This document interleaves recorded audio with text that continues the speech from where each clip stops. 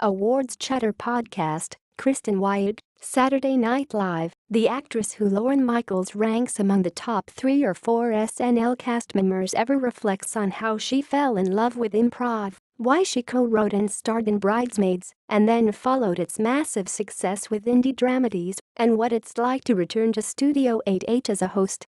"It's so weird," says Kristen Wiig as we sit down at the offices of LT Law in Los Angeles to record an episode of the Hollywood Reporter's Awards Chatter podcast and begin discussing what it was like for her to return to Saturday Night Live to host the November 19, 2016 show, an appearance for which she received her 8th Emmy nomination.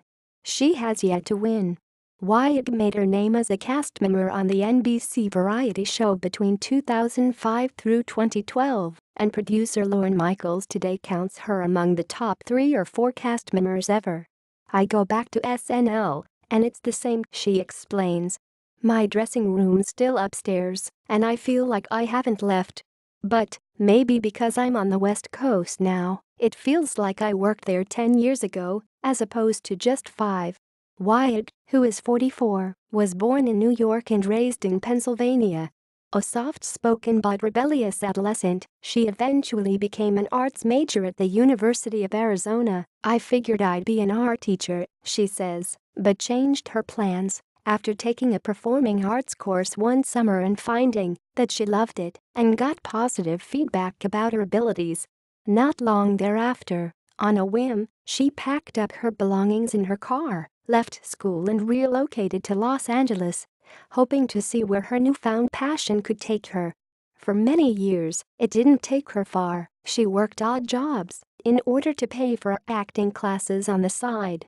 Despite the fact that she had never done comedy, she auditioned for and joined the Groundlings, the fabled improvisational sketch comedy group that long has served as something of a farm system for Saturday Night Live. She performed there for years, many of them unpaid, and says of that time in her life, "I learned everything about performing from every angle."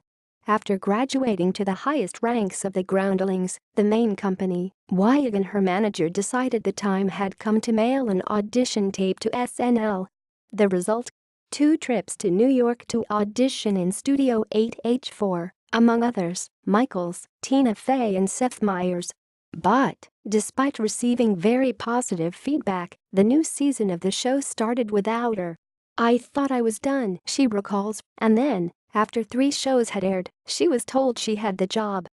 Few cast members, and especially few female cast members, ever have resonated as much on SNL as Wiig did, thanks to an array of weird and eccentric characters such as Target Lady, an overly enthusiastic employee of that store, and Aunt Linda, a film critic with terrible taste, both carryovers from her Groundlings days, as well as Gilly, an overgrown schoolgirl who always apologizes, and Penelope, who habitually one-ups her friends.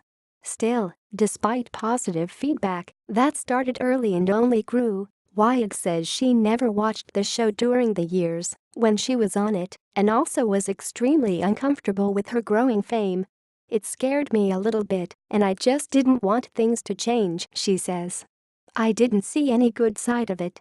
Wiig also insists that she never even considered staying at SNL beyond the length of her original 7-year contract. "It's a tiring job, you age when you're there," she says, adding, "I wasn't able to travel or see family very much." Still, she emphasizes, "For me, those were just the best years of my life."